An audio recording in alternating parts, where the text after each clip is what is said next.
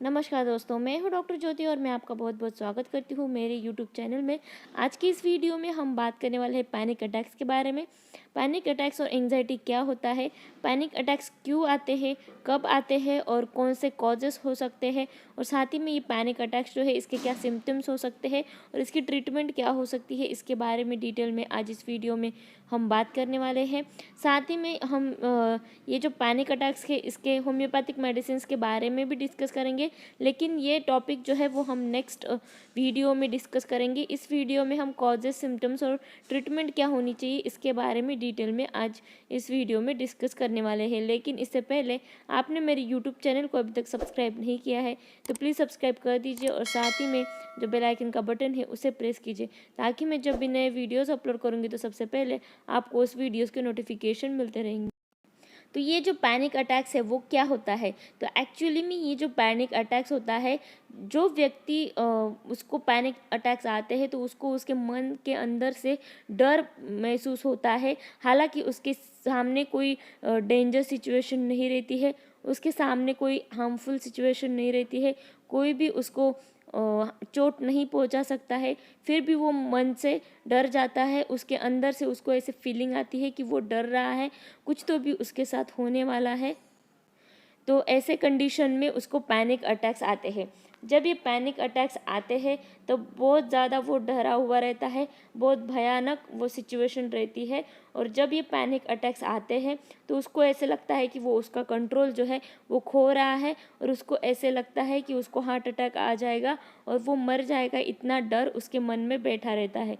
जब ये panic attacks आते हैं वो कुछ भी काम सही तरीके से नहीं कर पाता है, और उसके सराउंडिंग जो लोग रहते हैं उनसे भी वो सही तरीके से उसकी परेशानी जो है वो बता नहीं पाता है, क्योंकि वो बहुत ज़्यादा डर जाता है।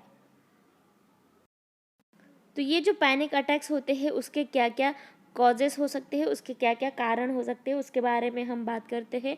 ये जो पैनिक अटैक्स है इसके कारण अभी तो भी एग्जैक्टली पता नहीं चले हैं, लेकिन कुछ ऐसे फैक्टर्स हैं जो पैनिक अटैक्स को ट्रिगर कर सकते हैं।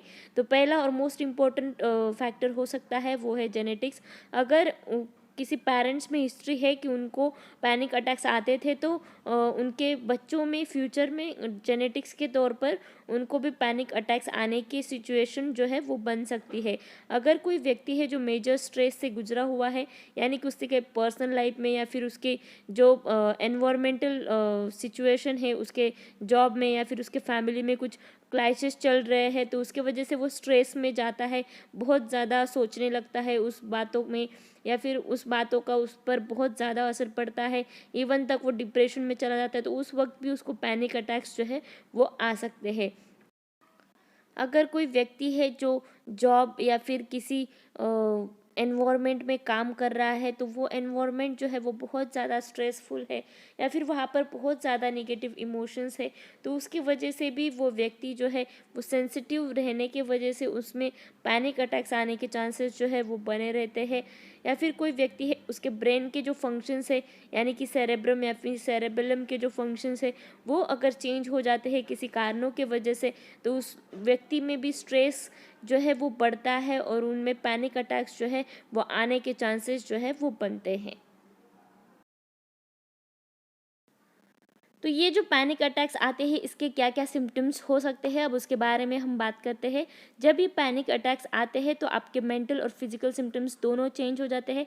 आपके माइंड में आपको बहुत ज़्यादा डर महसूस होता है, और उसके वजह से आपके फिजिकल सिम्टम्स भी चेंज हो जाते हैं उस डर के वजह से, और वो जो चेंजेस है वो बहुत ज़्यादा और क्विकली आते हैं, और उस वक्त कुछ रीज़न भी नहीं रहता है, मतलब आप आराम से अपना काम करते रहते हैं, लेकिन अचानक से आपके माइंड में कुछ थॉट आ जाता है और उसकी वजह से आप बहुत ज़्यादा डर जाते हैं।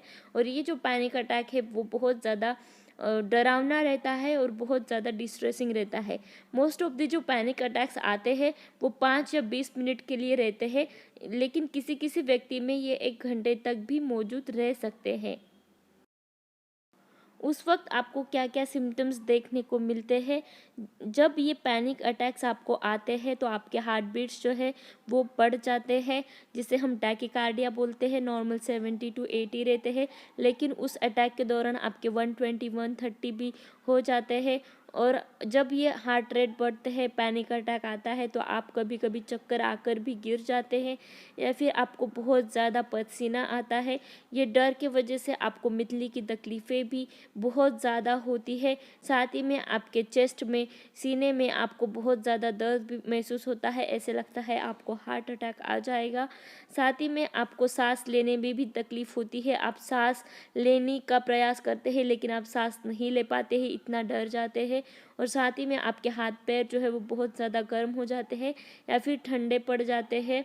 आप कुछ बोल भी नहीं पाते हैं, ऐसे लगता है आपके गले में कुछ तो भी अटक गया है, उसके वजह से आप कुछ बोलना चाहते हैं लेकिन बोल नहीं पाते हैं। साथ ही में आपके हाथ पैर जो है वो नमनेस उनमें आ जाता है। आपके मुंह में बहुत ज़्यादा सूखापन आपको महसूस होता है। और ये जो पैनिक अटैक्स आते हैं उस वक्त आपको टॉयलेट जाना बहुत ज़्यादा ज़रूरी हो जाता है। आपके कान बजने लगते हैं, साथ ही में आपको बहुत ज़्यादा फियर आता है, ऐसे लगते हैं आप अभी मर जाएंगे। और जब ये पैनिक बॉडी से बिल्कुल भी कनेक्टेड नहीं रहते हैं, तो ऐसे सिम्टम्स जब आपको महसूस होते हैं तो ये पैनिक अटैक्स के सिम्टम्स होते हैं। अब हम बात करते हैं ये जो पैनिक अटैक्स आते हैं तो इसकी ट्रीटमेंट क्या हो सकती है।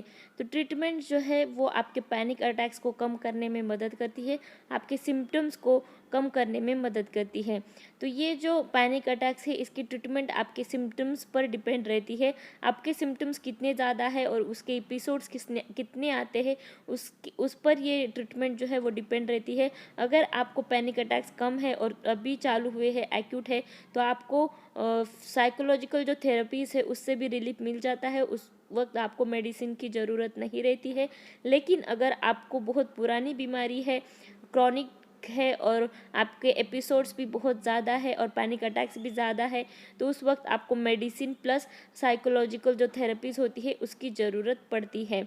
तो ये जो साइकोलॉजिकल थेरेपीज़ है इसमें कौन से थेरेपीज़ यूज़ किए जाते हैं, तो एक टॉकिंग थेरेपीज़ है जिससे पेशेंट के साथ बात करके उनके बिहेवियर में कुछ चेंजेस लाने का प्रयास किया जाता है। और नेक्स्ट जो थेरेपी है वो है कॉग्निटिव बिहेवियरल थेरेपी, जिसे हम सीबीटी भी बोलते हैं।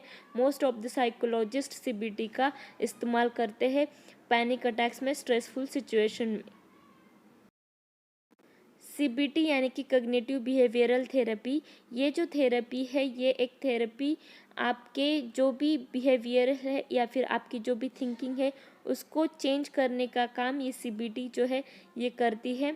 ये जो सीबीटी है ये क्या करती है कि आपकी जो कंसेप्ट है थॉट्स की, यानी कि आप जो सोचते हैं, आप जो फील करते हैं, आपको जो फिजिकल सेंसेशन आते हैं, उसकी जो आपकी कंसेप्ट है उसको बदलने का काम ये जो सीबीटी है ये करती है। तो ये जो सीबीटी है कॉग्निटिव बिहेवियरल थेरेपी, ये वेरियस साइकिल्स उसके लेने पड़ते हैं तब जाके पेशेंट्स को रिलीफ मिलता है। तो आज की वीडियो में बस इतना ही। आज की वीडियो में हमने बात की पैनिक अटैक्स क्या होते हैं, उसके सिम्टम्स और कॉजेज़ क्या हो सकते हैं और इसके लिए कौन सी ट्रीटमेंट करना ज़रूरी है। नेक्स्ट वीडियो में हम बात करेंगे ये जो पैनिक अटैक्स होते हैं इसके लिए कौन सी होम्योपैथिक मेडिसिन जो है वो यूज़ की जाती हैं। ये वीडियो आपको पसंद आया हो तो आपने मेरे यूट्यूब चैनल को अभी तक सब्सक्राइब नहीं किया है तो प्लीज़ सब्सक्राइब कर दीजिए। साथ ही में मेरे इंस्टाग्राम पेज को फॉलो कीजिए, फेसबुक पेज को लाइक कीजिए और वीडियो ज़्यादा से ज़्यादा आपके फ्रेंड्स और फैमिली में शेयर कीजिए। और आप मुझे कमेंट बॉक्स में कमेंट भी कर सकते हैं। Thank you. चैनल सब्सक्राइब करने के लिए सब्सक्राइब बटन पर क्लिक करें और नोटिफिकेशन पाने के लिए बेल आइकन प्रेस करें।